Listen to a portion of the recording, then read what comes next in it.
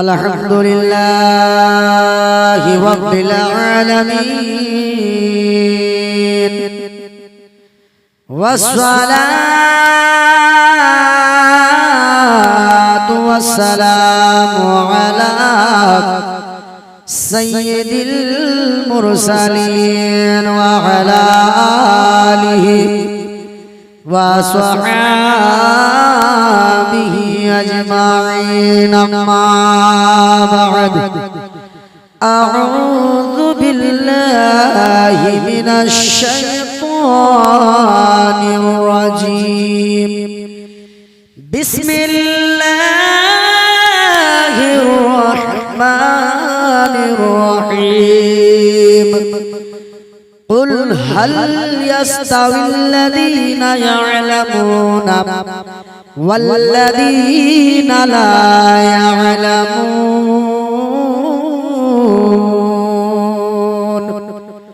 صدق الله مولانا العظيم صدق رسوله النبي الأمين المتين الكريم ونحن على ذلك لمن الشاهدين والشاكرين والحمد لله رب العالمين بسم الله الرحمن الرحيم إن الله وملائكته يصلون على النبي يا أيها الذين آمنوا صلوا عليه وسلموا تسليما محمد درود اللهم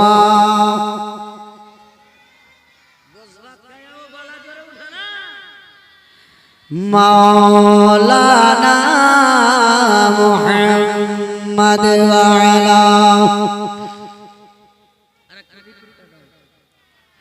وعلى آل سيدنا مولانا محمد সাল্লাল্লাহু তাআলা আলাইহি ওয়াসাল্লাম। যাবতীয় তারিফ প্রশংসা সেই মহান স্রষ্টা আল্লাহ পাক রব্বুল আলামিনের জন্য, যিনি এক ওয়াহদাহু লা শারীকা লা, যে মহান আল্লাহ তাআলা কোন শব্দের দ্বারা 18,000 মাখলুকাতকে সৃষ্টি করে আমরা 17,999টি মাখলুক ব্যতীত একমাত্র আমরা মানব জাতিকে অতি উত্তম রূপ দান করে পৃথিবীর মুখে সৃষ্টি করেছেন, সেই মহান আল্লাহর শুকরিয়া আদা করি। একবার মহব্বতে সকলে বলি আলহামদুলিল্লাহ। তিনার পরে পরে ধর্মের গুরু, বিশ্বের নেতা আহমদে মুজতাবা সরওয়ারে আম্বিয়া জনাবে মুহাম্মদুর রাসূলুল্লাহ সাল্লাল্লাহু আলাইহি সাল্লামের প্রতি লক্ষ লক্ষ কোটি কোটি দরুদ শরীফ অবতীর্ণ হোক। মহব্বতে সকলে বলি আল্লাহুম্মা আমিন। বেরাদার, আল্লাহ পাক রব্বুল আলামিন পবিত্র কোরআন মাজিদের মাধ্যমে ঘোষণা করেছেন, কুল হাল ইয়াস্তাউিল্লাযীনা ইয়ালামুনা ওয়াল্লাযীনা লা ইয়ালামুন। যে আয়াতকে কেন্দ্র করে আমরা সন্ধ্যা থেকে এখন পর্যন্ত শুনে আসছি যে হে নবী, আপনি বলে দেন আপনার উম্মতদেরকে যে একজন জ্ঞানী, একজন শিক্ষিত এবং একজন অশিক্ষিত, এদের মধ্যে কখনো পার্থক্য হতে পারে না। জোরে বলেন সুবহানাল্লাহ। এই মাহবুব, আপনি বলেন যে একজন শিক্ষিত এবং অশিক্ষিত এরা কখনো এক বরাবর হতে পারে না। এই আয়াত থেকে আমরা কি বুঝতে পারলাম? যার মধ্যে কোরআনের জ্ঞান আছে, যার মধ্যে হাদিসের জ্ঞান আছে, তারা কখনো আপনার কাউরির কাছে অশিক্ষিতদের কাছে এক সমান হতে পারে না। কেন? তারা হলো ওয়াজানা, তাদের মধ্যে জ্ঞান নেই। কেন? আমার নবী বলছেন আল ইলমু নূর, ইলম হচ্ছে নূর, ইলম হচ্ছে আলো, ইলম হচ্ছে আপনার রোশনি। যার মধ্যে কোরআনের ইলম আছে, যার মধ্যে হাদিসের আলো আছে, যার মধ্যে তাফসীরের জ্ঞান আছে, আপনি একটু চিন্তা ভাবনা করে দেখেন নিজের বিবেক দিয়ে আজকে পৃথিবীর বুকে কোটি কোটি লক্ষ লক্ষ হাজার হাজার ছেলে বিএ সেকেন্ড ইয়ারে অনেক ডিগ্রি প্রাপ্ত আপনার অর্জন করার পরে বগলে আপনার ফাইল নিয়ে চাকরির জন্য দাঁড়ে দাঁড়ে ঘুরে বেড়াচ্ছে। কথা বলেন ঠিক না বেটি? কিন্তু আমার মহান আল্লাহ পাক রব্বুল আলামিন পৃথিবীর বুকে এই কোরআনের শিক্ষাদেরকে, শিক্ষাকারীদেরকে, আপনার যারা হাদিসের শিক্ষা অর্জন করেছে, যারা ইলম শিক্ষা অর্জন করেছে, যার মধ্যে আমার কোরআনের জ্ঞান আছে, যার মধ্যে আমার নবীর হাদিসের জ্ঞান আছে, ওই ব্যক্তিরা কখনো আপনার ফাইল নিয়ে কোন নেতার পাশে দাঁড়িয়ে চাকরির অপেক্ষায় থাকে না। দেখেন কোন মসজিদে ইমামতি করে, কোন মাদ্রাসায় শিক্ষা আপনার শিক্ষা দেয়, এরা কখনো চাকরির জন্য দাঁড়ে দাঁড়ে বেড়ায় না। কথা ঠিক না বে ঠিক? বাংলা শিক্ষা অর্জন করে কত টাকা খরচ করেছেন চাচা? আর বলিয়েন না বাপ, 2 বিঘা জমি বেচে ফেলেছি, বেটা চাকরি পেল না। কিন্তু আমার শ্বশুর আব্বাকে জিজ্ঞেস করেন, এ বাবা নজরুল ইসলাম, মুফতি হাশিম রাজা জিয়াইকে আপনি লেখাপড়া করালেন, কয় বিঘা জমি বেচলেন? তিনি বলবেন, না না, যেটা ইনকাম করলাম, যেটা আমি ইনকাম করলাম সেখান থেকে কিছুটা টাকা আলাদা করে আমার বেটাকে মাসের মাস দিয়েছি, আমি আমার বেটাকে পড়িয়েছি, সুখে সংসারও কাটিয়েছি। আজকে তার বেটা মুফতি হয়ে গেছে, আর যার আব্বা 2 বিঘা সম্পদ বেচে দিয়েছে, তার বেটা এখনো চাকরি করে দাঁড়ে দাঁড়ে ঘুরে বেড়াচ্ছে। তাহলে শিক্ষার মূল্য কত? আমরা ইমামতি করি তো কিছু মানুষ বলে রে মুলবি চলে এসেছে আমাদের চাকর, মনে করে কিনা রাগ করবেন না। এই মুলবিকে কিছু মানুষ চাকরের উপাধি দিয়েছে। কেন তোমাকে বেতন দিচ্ছি তো তুমি চাকর নয়? আল্লাহর নবী বলেন, এই আলিম হচ্ছে আল উলামা ওয়ারাসাতুল আম্বিয়া, এই আলিম হচ্ছে আমি নবীর ওয়ারিস। একে যখন তুমি চাকরের তুলনায় দিবে, একে যখন তুমি একটা বাড়ির চাকরের তুলনায় ফেলে দিবে, কাল হাসরের মাঠে আমার আল্লাহ তোমার কোনো আমল গ্রহণযোগ্য রাখবে না, তোমার আমলের কোনো মূল্য দেবে না। কিন্তু বাবা, আপনি 3 বেলা খাটেন আর 5 টাইমের নামাজ পড়েন, আলিমের সম্মান করেন, আলিমের ইজ্জত করেন। আমার নবী বলেন, এই আলিমের ইজ্জত করার বিনিময়ে আমার ওই উম্মত আল্লাহর বান্দা আল্লাহর জান্নাতি হয়ে যাবে। কোন রকম একটা মৌলবি যদি কোথাও গিয়ে চুরি করতে গিয়ে ধরা পড়ে, তাহলে গোটা বিশ্বের মৌলবি বেলে খারাপ হয়ে গেল। এই ভাবনা নিয়ে আমরা বসে আছি না। ওয়া মুলবি খারাপ, গো মুলবিদের দল খুব খারাপ, নাউযুবিল্লাহ। প্রত্যেকের ভিতরে আল্লাহ নফস দিয়েছে, আর শয়তান কিন্তু ইলম ওয়ালাদেরকে বেশি ধাওয়া করে। কথা ঠিক না বেটি? এরা শয়তানের চঙ্গুলে পড়ে তাড়াতাড়ি, শয়তান এদেরকে বেশি ধরার চেষ্টা করে। আর যার ভিতরে কোরআনের জ্ঞান নাই, যার ভিতরে হাদিসের জ্ঞান নাই, ও তো জানে, শয়তান তো জানে এটা আমার চাচা ভাই, আরে মুলবি হলো নবীর দিওয়ানা। এই নবীর দিওয়ানাকে নিজের কলকবজায় যদি করতে পারি, তাহলে আমার বড় লাভ হবে। হে বেরাদার মুসলমান, আমার বলার উদ্দেশ্য হলো, পৃথিবীর বুকে আমি আপনি দুনিয়ার বুকে বসবাস করি, এই রকম আলিমকে আপনাকে ভালোবাসতে হবে। কোন আলিমকে খারাপ নজরে দেখলে হবে না, আলিমের ইজ্জত সম্মান করতে হবে। কেন? আপনি অশিক্ষিত, ইনি হলেন শিক্ষিত, আর অশিক্ষিত আর শিক্ষিত কখনো বরাবর হতে পারে না। এটা কে বলেছে? আল্লাহর কোরআন বলেছে। আর যখন আপনি বলবেন বাংলা পড়া, আপনি মাদ্রাসায় কখনো যাননি, হাদিসের পাতা কখনো খুলে দেখেননি, আর চট করে যদি বলবেন মৌলভী সাহেব আজকাল আপনার ভাব ভাল লাগে না, আজকাল আপনাকে কেমন কেমন লাগে, বলে কেন? বলছে সূরা ফাতিহা পড়ছেন তো 3 জায়গায় ভুল করছেন। আবার আমি জিজ্ঞেস করব, বাবা আমি ভুল করলাম তো কোনটি জায়গায় একটু ধরিয়ে দেন। বলছে ভুল করেছেন, কেন বলবো? মানে ভুল বলছে কিন্তু কোন জায়গায় করেছে আর ওটা ধরিয়ে দিতে পারছে না। এরকম কাঠপাল্লা গাঁজাখোর আছে না গো, প্রত্যেক গ্রামে পাবেন। তো এর কারণটা কি যে ভুল কিন্তু হয়নি, এই মুলবিকে এই পছন্দ করে না, তাই একটা সিস্টেম তৈরি করছে। এই যখন পারলো না এখানে হাটে বাজারে যেখানে সেখানে গিয়ে বলছে এই অমুক মুলবিটা আমার এরকম এরকম ভুলভাল পাওয়া যায়। যখন ওকে দেখা গেল ওর মতো আর 5টা গাঁজাখোর হয়ে গেল, তখন ওই মুলবির সেখান থেকে হিসাব কিতাব খতম। এই রকম বর্তমান যুগে মানুষ আমরা এক আলিমের পিছনে হাত পা ধুয়ে পড়ে যাই।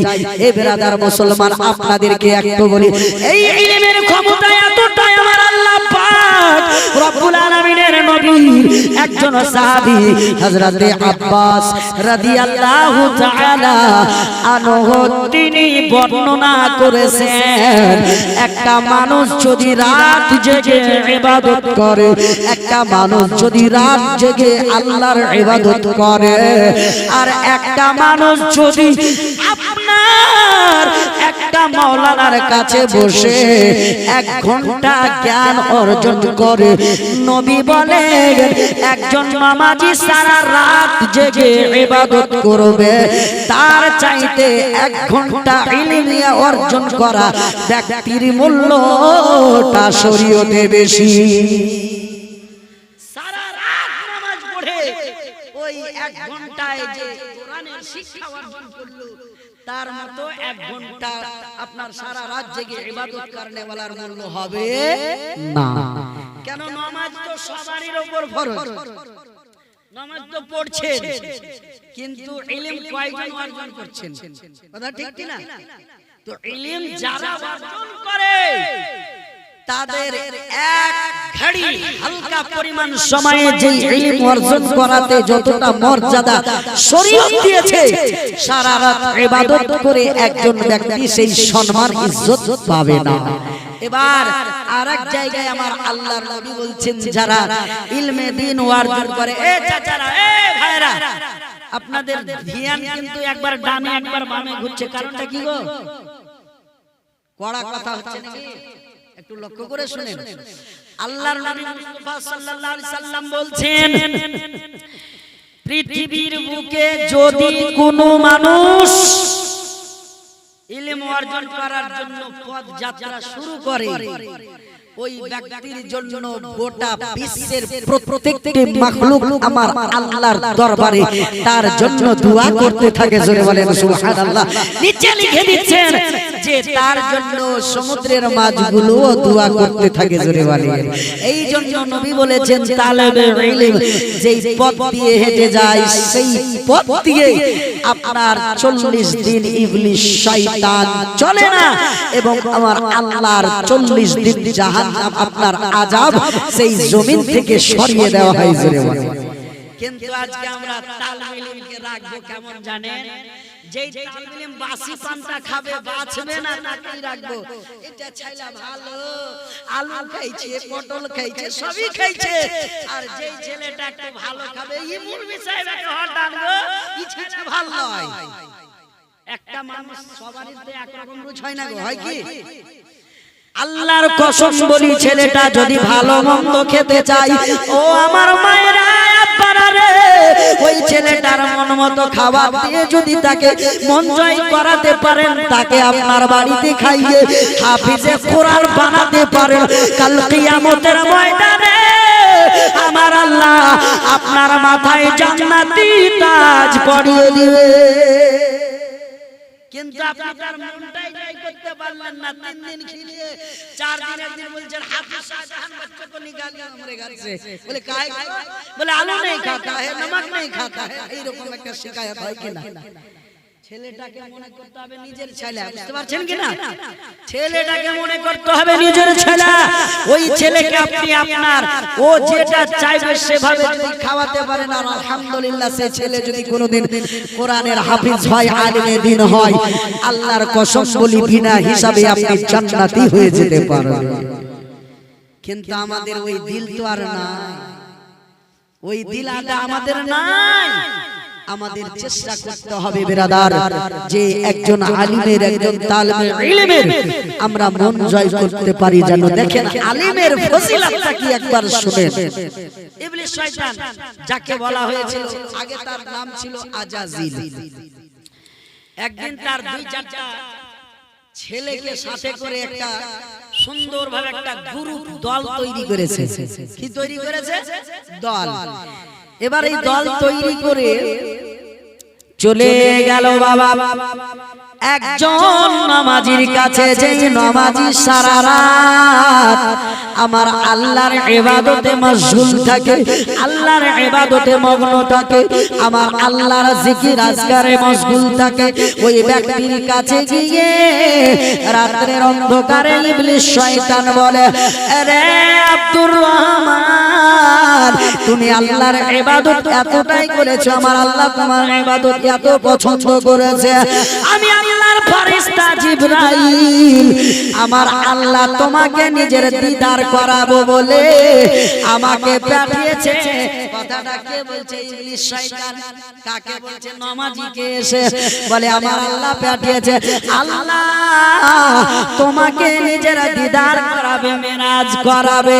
ওই নামাজি ইবলিসকে চিনতে পারলো না, ইবলিসের ধোঁকায় পড়ে গিয়ে তাড়াতাড়ি করে উঠে ইবলিসের সাথে চলে যায়। যেতে যেতে যেতে যেতে বিশাল বড় একটা সমুদ্রের পানিতে তারা পিছন দিক থেকে লাথি মেরে শয়তান তাকে ফেলে দিল। এখানে সুবহানাল্লাহ বলতে হবে না। এবার হঠাৎ করে শয়তানের মাথায় বুদ্ধি এলো যে নামাজিকে তো পথভ্রষ্ট করলাম, তার ঈমানকে নষ্ট করলাম, এবার যাব একজন আলিমের কাছে। এবার আপনার চলে গেল ইবলিস শয়তান একজন আলিমের কাছে।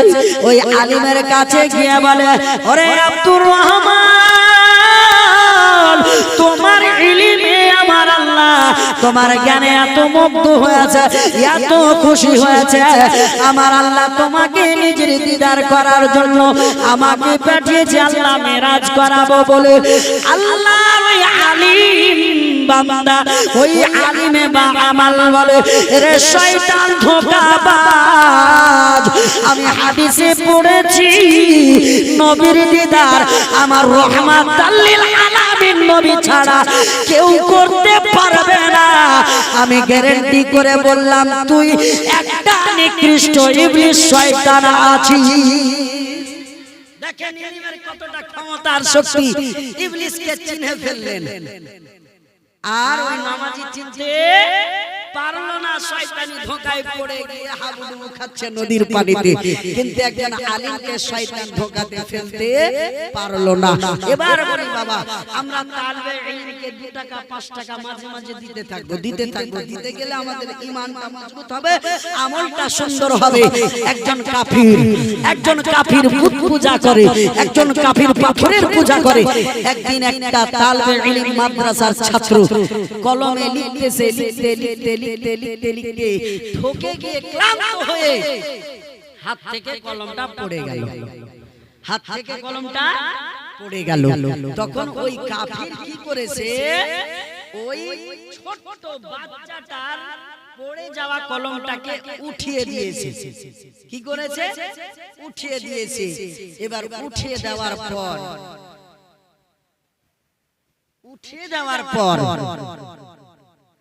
সেই লোকটি চলে গেল বাড়িতে।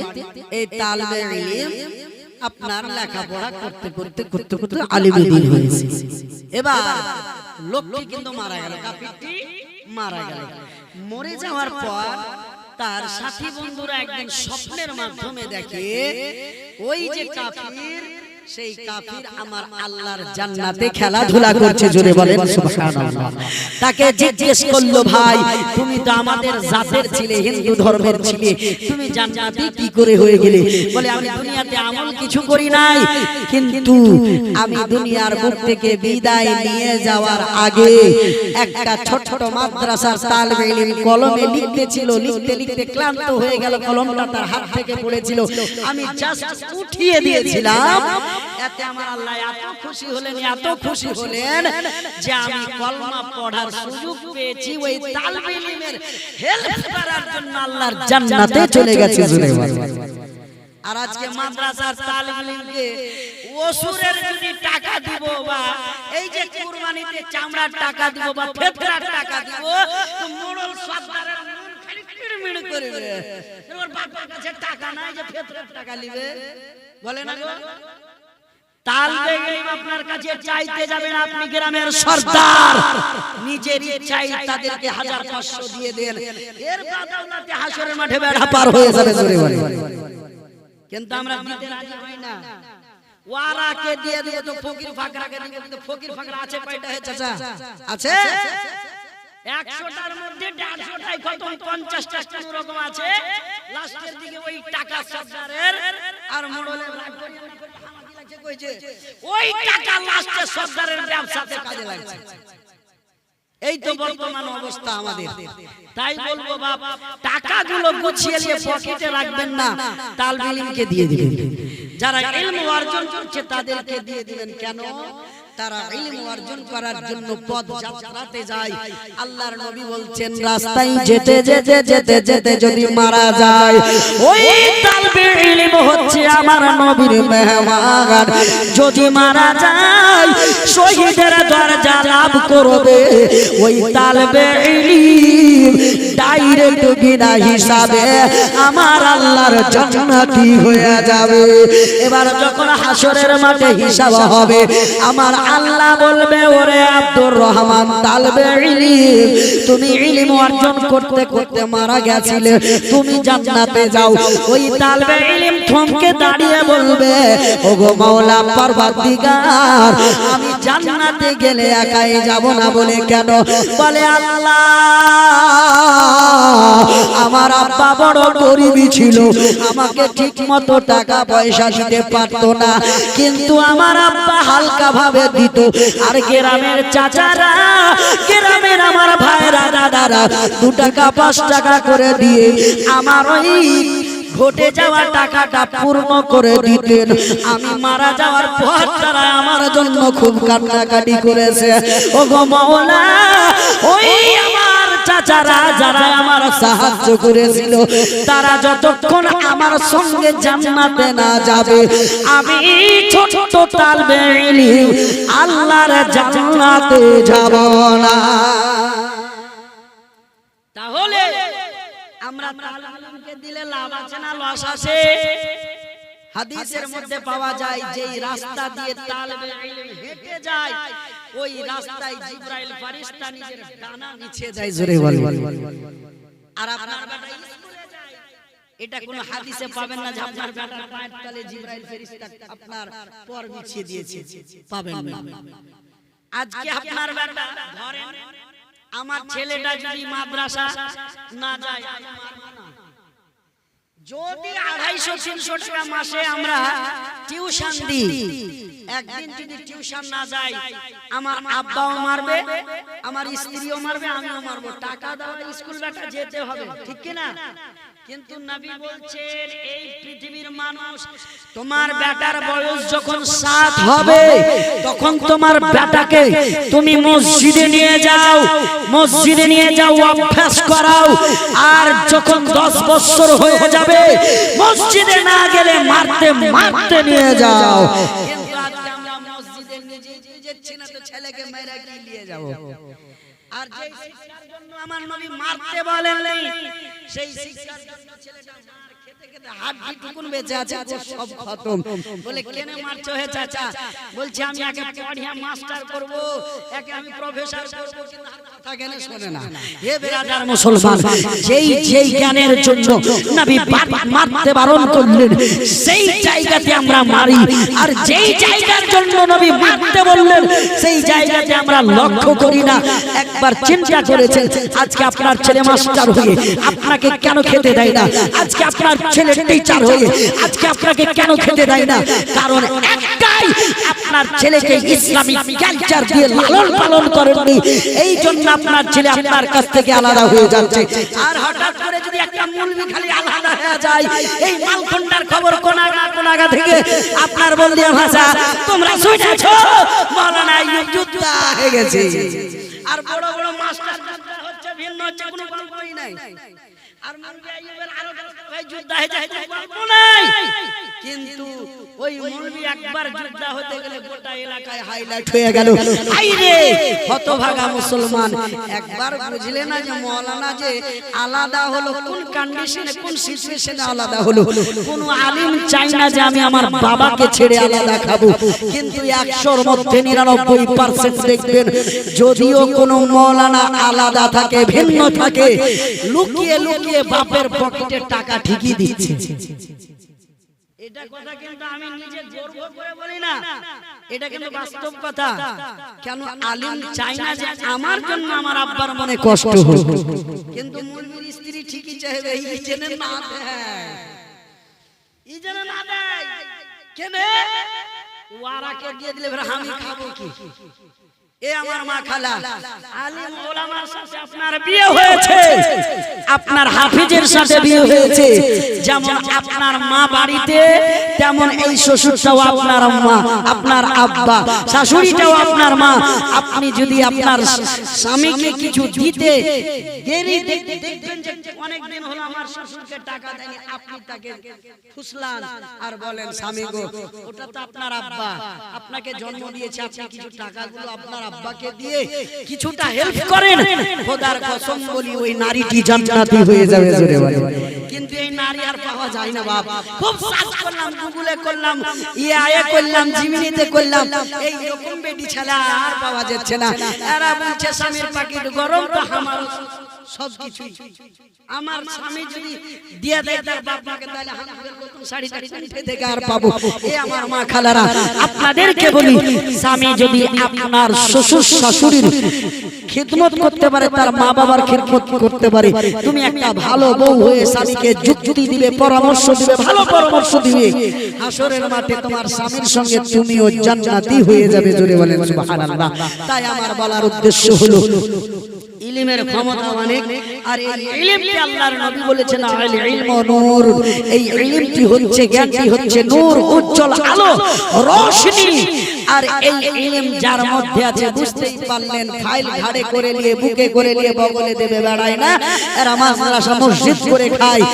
আর এরা যে আশাকে পোশাকে বেড়ায়, আমরা যখন নতুন পোশাকে ঘুরি তখন বলে হ্যাঁ হ্যাঁ কুণ্ড লাগছে, ভালো করে জালসা করে সিলাত করেছে, কেন বলে পকেট খুব গরম গরম লাগছে। কেন তুমি কি চুরি করে বেড়াইছো? মুলবি গেছিল কামাই করতে, আর তুমি চুরি করতে গেছিলে?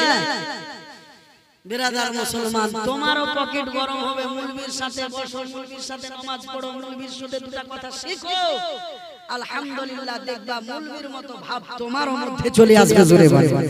কিন্তু যাব না, মুলবির কাছে গেলেই বলবে তুমি নামাজ পড়তে শিখো, রুকু করতে শিখো, কিরাত করতে শিখো। একবার মহব্বতে দুরুদ আল্লাহুম্মা সাল্লি আলা সাইয়্যিদিনা মাওলানা মুহাম্মাদ ওয়া আলা আলি সাইয়্যিদিনা মাওলানা মুহাম্মাদ। জালসা শেষ করে দিলাম, কিন্তু এখন আপনাদের মক্তবের শিক্ষক হচ্ছেন মাওলানা আতাউর রহমান জামালি সাহেব। অনেকদিন থেকে আছেন না, মানে একটা নুসখা আপনাদেরকে দিচ্ছি, আপনারা অ্যাকসেপ্ট করবেন। অবশ্যই মাসে 2 মাসে 3 মাসে একবার একটা ছেলে কোরআন পাক ধরে কিনা মাওলানা সাহেবকে এসে জিজ্ঞেস করবেন 2 দিন 4 দিন পরে, হুজুর কোন ছেলে এরকম আছে যে কোরআন ধরার মতো? কেন? একটা গরিব রিকশা চালকের মেয়ে মাদ্রাসায় পড়তে পড়তে যখন আম্মা পারা শেষ হলো, আব্বার কাছে এসে বলছে, একবারে 2-4-10 মিনিটের কথা শুনেন, মোহাম্মদে শেষ করে দিচ্ছি। আব্বা জান আমার আম্মা পারা খতম হয়ে গেছে আব্বা হুজুর আমাকে বলেছে বেটি রে তোমার আব্বার কাছ থেকে 300 টাকা হাদিয়া নিয়ে আসিও কোরআন মাজিদ নেওয়ার জন্য তুমি এখন থেকে কোরআন পড়বে যেহেতু আম্মা পারা খতম হয়ে গেছে ওই রিকশা চালক দুই চোখের পানি ঝরিয়ে বলে বেটি রে সারা দিন মজদুরি করে রিকশা চালাই আমি ওই 300 টাকা কোথা থেকে জোগাড় করে একটা কালাম পাকের হাদিয়া দেব এই বেটি আজকে আমি যা ইনকাম করলাম বাড়ি ঘরের সবকিছু নিয়ে রেশন নিয়ে হলুদ নিয়ে মরিচ নিয়ে খেত খতম হয়ে গেল বেটি রে 2 দিন পরে টাকা জোগাড় হলে তোমাকে আমি দিয়ে দেব কোরআনের হাদিয়াটা 2 দিন পর বেটি বলে আব্বা গো আপনি দয়া করে আমাকে টাকাটা দেন আমি কোরআন মাজিদ ধরব ওই সময় রিকশা চালককে দেখে দে বলে আল্লাহ আপনি গরিব বানিয়েছেন এত কেন ধৈর্য আপনি আমাকে এত কেন পরীক্ষা নিচ্ছেন এই আল্লাহ আমার বেটি ঠিক কোরআন পাক ধরবে আমি আমার বেটিকে কোরআন পাক কিনে দিতে পারি না এই করে বাবা 1 মাস 2 মাস পার হয়ে গেল ওই গরিব রিকশা চালক কোরআন কিনে দি আপনারা হাদিয়াতে নিয়ে আসতে পারলেন না হঠাৎ করে ওই রিকশা চালক একদিন রিকশা চালিয়ে আসতে আসতে রাস্তার এক ধারে রিকশার উপর ক্লান্ত হয়ে বসে বসে কান্না করতেছেন বাবা তার চোখের পানি টপ টপ করে ঝরে পড়ে যাচ্ছে বলেন তো বাবা কোন বাবাই চাই না আমার বেটিকে আমি একটা কোরআন হাদিয়াতে দিই আমার বেটি কোরআন তেলাওয়াত করবে কিন্তু আব্বার অতটা অর্থ হয় না তখন বাবা 300 টাকার মূল্য ছিল এখন তো এই 300 টাকা একটা ছোট বাচ্চা দোকান গেলে 100 টাকা খেয়ে নেয় ওই সময় আব্বা জান দুই চোখের পানি ছড়িয়ে কেঁদে কেঁদে বলে আল্লাহ আমার বেটিকে আমি কি কোরআন হাদিয়া নিয়ে দিতে পারবো না ওই আব্বার কান্নাতে আপনার এলাকাবাসী টুক টুক করে তাকিয়ে দেখে কিন্তু কেউ কথা বলে না একজন সারাবি দারু পান করে লড়খড় করে আর চলে জিজ্ঞেস করে ভাই রিকশা চালক কিসের দুঃখে এত কান্না করতেছো সবাই তো তোমার মজা নিচ্ছে তোমাকে দেখতে আর খিলখিল করে আসতেছে বলে ভাই রে তুমি তো মাতাল তোমাকে কি বলবো আর তুমি আমার কি প্রবলেম সলভ করতে পারবে মাতাল বললো কি প্রবলেম আছে একটু আমাকে বলো আমি যদি সলভ করতে পারি ওই সময় রিকশা চালক বলল ভাই রে তোমাকে বলে লাভ নাই আমি বলতে পারবো না তখন রিকশা চালক বললেন ভাই আমাকে একটু আরামে থাকতে দেন এবার বেরাদার কিন্তু ওই মাতাল সারাবি ওই রিকশা চালকের কাছে শুনবে যাচ্ছে না হঠাৎ করে রিকশা চালক বলতে লাগলো এ ভাই মাতাল শোনো এখন তুমি দারু পান করে আছো আমার কথা কি তুমি বুঝতে পারবা বলে আমি পান করেছিলাম অনেকক্ষণ আগে শরাবটা এখন আমার নেশা আস্তে আস্তে চলে গেছে হালকা পরিমাণ আছে বলে মাতাল রে আমার বাড়িতে 5টা নয় 4টা নয় 3টা নয় মাত্র একটাই আমার কন্যা সন্তান কোরআন পাকের তেলাওয়াত শুরু করবে কিন্তু আমি আব্বা একটা কোরআন পাকটাকে হাদিয়াতে নিয়ে নিতে পারি না ওই সময় সারাবি বললেন ভাই রিকশা চালক গো আমি আপনাকে আমার তরফ থেকে কোরআনের হাদিয়াটা দিয়ে দিব জোরে বলে ওই সারাবি কোরআনের হাদিয়া দিয়ে দিচ্ছে এবার আমি আপনি জানি শরাব পান করা বিশাল বড় গুনার কাজ হারাম কি না জেনে শুনে যারা খাবে তারা হারাম কাজ করবে ওয়াজ দেখে নাই কোনো অসুবিধা নাই আর শরাব হারাম হলেও এক জায়গায় আবার হালাল আছে, কোন জায়গায় দেখা গেল হুজুর যেখানে থাকছেন মুরাদাবাদ সাইডে, আমি গেলাম, কিছু মানুষ আমাকে জোর করে ধরে বলে দারু পান না করলে মার্ডার করে দিব। इस हालत में अगर कोई आपको शराब पिला दे, जान से मारने की धमकी दे कि अगर नहीं पियोगे शराब तो कत्ल कर देंगे, तो कोई जाएगा जान बचाना पान করতে পারেন, বুঝতে পারছেন তো? কিন্তু জেনে শুনে পান করবেন, গুনাহে কাবিরা হবে, বড় গুনাহ হবে। ওই সময় লোকটি বিশাল বড় গুনাহগার, কিন্তু দেখেন আমার আল্লাহর কুদরত কেমন বাবা। ওই সারাবি কিছুদিন পর মারা গেল, মরে যাওয়ার পর ওই ছোট বাচ্চাটি শুনতে পেয়েছে, কানে আওয়াজ আসলো, অমুক সারাবি যে আমাকে আমার আব্বার হাতে কোরআন দেওয়ার জন্য হাদিয়া দিয়েছিলেন, ওই সারাবি মারা গেছে। ওই ছোট্ট রিকশা চালকের মেয়েটি সূরা ইয়াসিন শরীফ পাঠ করে, নবীর উপর দুরূদ পাঠ করে, চারটি কুল শরীফ পাঠ করে মহান আল্লাহর নিকটে দোয়া করলেন, মাওলা এই লোকটি আমার হেল্প করেছে, সাহায্য করেছে, আমি নাবালিগা বান্দি তোমার দোয়া করতেছি, ওই সারাবির জীবনের গুনাহ খাতা মাফ করে তাকে জান্নাতি বানিয়ে দেন।